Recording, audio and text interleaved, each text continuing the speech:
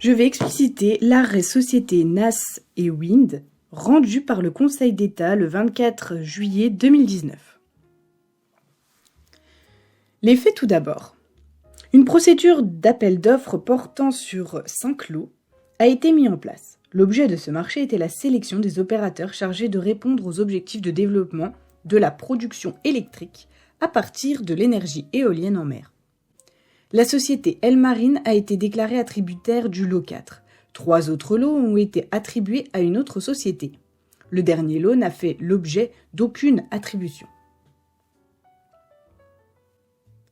Les ministres ont notifié à la société Éolien Maritime France le rejet de sa candidature pour l'attribution du lot 4. Cette société était la représentante d'un des groupements, composé notamment de la société qui nous concerne, donc NAS et Wind Smart Service. C'est ce groupement qui demande à l'administration pour obtenir l'indemnisation du préjudice qu'elle estime avoir subi du fait de l'attribution du lot numéro 4 à la société Elmarine. C'est une demande préalable, donc qui est une condition nécessaire avant de former un recours. Si l'administration répond par la négative ou ne répond pas, ce qui, je le rappelle, revient au même en droit administratif, alors un recours doit être formé. C'est un préalable. En l'espèce, l'administration n'a pas répondu. Donc, concernant la procédure, le tribunal administratif de Rennes a rejeté les demandes de la société tendant à l'annulation de l'arrêté d'exploitation, ainsi que la réparation des préjudices qu'elle soutient avoir subis en raison de ces décisions. Quant à la Cour administrative d'appel de Nantes, elle a rejeté l'appel formé contre ce jugement au motif qu'elle ne justifiait pas d'intérêt lui donnant qualité à agir. Donc le raisonnement du Conseil d'État. Le Conseil d'État considère d'abord que la société NAS et Wind est fondée à demander l'annulation de l'arrêt qu'elle attaque, en tant qu'il avait rejeté l'appel qu'elle avait formé contre le jugement du tribunal administratif de Rennes, puisque la société devait être regardée que comme simplement contractante de la société Éolien Maritime France, alors qu'elle était membre du groupement, représentée par la société Éolien Maritime France. Ayant répondu à l'appel d'offres pour l'attribution du lot 4, la Cour administrative d'appel a dénaturé les pièces du dossier.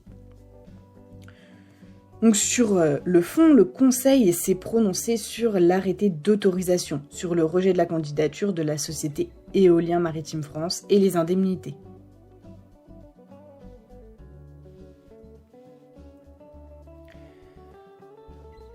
Donc, concernant l'arrêté d'autorisation, le Conseil d'État considère que la décision qui, au terme de la procédure d'appel d'offres, retient une candidature pour l'exploitation d'une installation de production d'électricité, a pour seul objet de désigner le ou les candidats retenus à l'issue de cette procédure.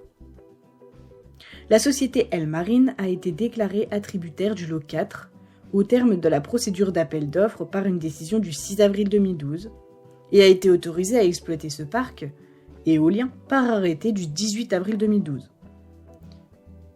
Par une lettre du 19 avril 2012, les ministres ont notifié à la société Éolien Maritime France le rejet de la candidature à l'attribution du lot 4 du groupement qu'elle représentait. La société NAS et Wind n'a pas demandé l'annulation de la décision d'attribution. Elle a demandé l'annulation de l'arrêté d'exploitation et de la décision rejetant l'offre du groupement auquel elle appartenait. La décision qui, au terme de la procédure d'appel d'offres, retient une candidature pour l'exploitation d'une installation de production d'électricité précède nécessairement la décision qui constitue l'autorisation administrative d'exploiter une installation de production d'électricité délivrée au candidat retenu, laquelle désigne le titulaire de cette autorisation et fixe le mode de production, la capacité autorisée et le lieu d'implantation de l'installation. Donc la société requérante ne peut utilement invoquer à l'appui de ses conclusions dirigées contre l'arrêté autorisant la société Elmarine à exploiter un parc éolien l'illégalité par voie d'exception de la décision prise le 6 avril 2012. Et ont retenu la candidature de cette société au terme de l'appel d'offres. De plus, eu égard à l'objet respectif des décisions en cause, elle ne peut utilement critiquer au soutien de sa demande d'annulation de l'arrêté d'autorisation litigieux la procédure d'appel d'offres ayant conduit à retenir cette candidature. Concernant le rejet, selon l'article 7 de la directive du 13 juillet 2009 concernant les règles communes pour le marché intérieur de l'électricité,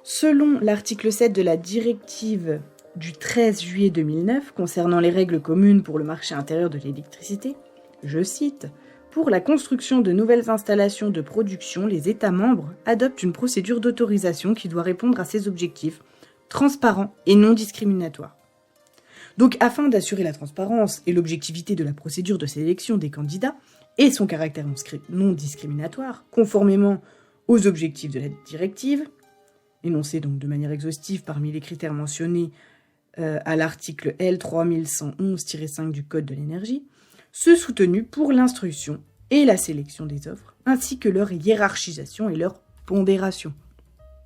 À l'issue de cette procédure, la désignation par le ministre de l'attributaire de l'offre et le rejet corrélatif des autres candidatures ne peuvent être fondés sur d'autres critères que ceux prévus dans le cahier des charges.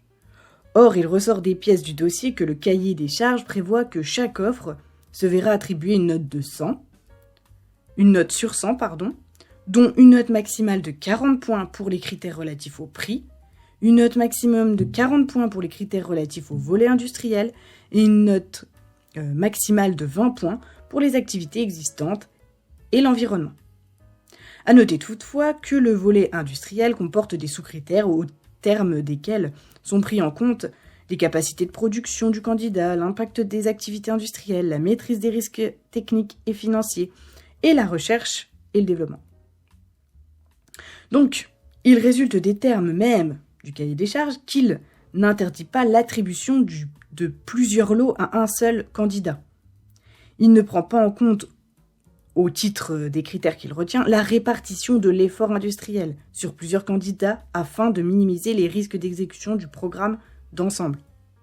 Les ministres ne pouvaient donc se fonder, comme ils l'ont fait, sur des motifs ne reposant pas sur les critères prévus par le cahier des charges pour écarter la candidature de la société Éolien Maritime France, qui avait été classée première par la Commission de régulation de l'énergie à l'issue de l'instruction des dossiers à laquelle elle avait procédé en application des critères tels qu'énoncés et pondérés dans le cahier des charges de l'appel d'offres au profit de la candidature présentée par la société Elmarine, classée deuxième. Donc, il résulte des termes mêmes du cahier des charges qu'il n'interdit pas l'attribution de plusieurs lots à un même candidat. Il ne prend pas en compte, au titre des critères qu'il retient, la répartition de l'effort industriel sur plusieurs candidats, afin de minimiser les risques d'exécution du programme d'ensemble. Les ministres ne pouvaient donc se fonder, comme ils l'ont fait, sur des motifs ne reposant pas sur des critères prévus par le cahier des charges, pour écarter la candidature de la société Éolien Maritime France, qui avait été classée première par la Commission de régulation de l'énergie, à l'issue de l'instruction des dossiers à laquelle elle avait procédé en application des critères tels qu'énoncés et pondérés par le cahier des charges de l'appel d'offres, au profit de la candidature présentée par la société Elmarine, classée deuxième. La société NAS et Wind est fondée à soutenir ce moyen. Donc c'est à tort que, par le jugement attaqué, le tribunal administratif de Rennes a rejeté ses conclusions tendant à l'annulation de la décision rejetant la candidature de la société Éolien Maritime France. Donc, concernant les indemnités, il résulte de l'instruction que le rejet illégal de la candidature de la société Éolien Maritime France a privé la société NAS et Wind d'une chance sérieuse de percevoir les compléments de prix prévus. Au motif du préjudice subi par la société requérante, l'État est condamné à verser 2 500 000 €, sans compter la somme de 5 000 € au titre des frais exposés par la requérante devant les juridictions. Le Conseil d'État conclut que la société NAS et Wind est fondée à soutenir sa demande tendant à l'indemnisation de son préjudice.